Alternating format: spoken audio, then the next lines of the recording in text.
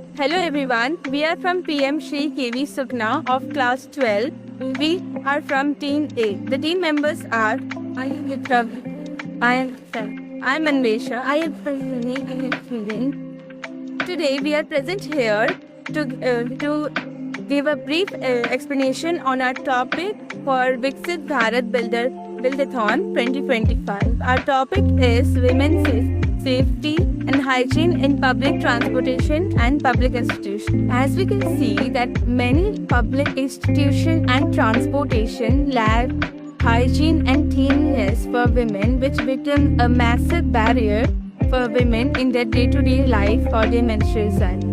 So our idea is to implement many sanitary pad vending machine which is accessible to all the women, and the machine should also accept all kind of payments like digital payment, paper notes and coins.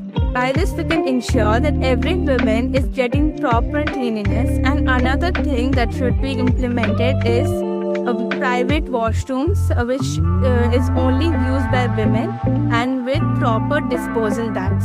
So let's use our innovation to ensure the journey of women healthy, safe and better. Thank you.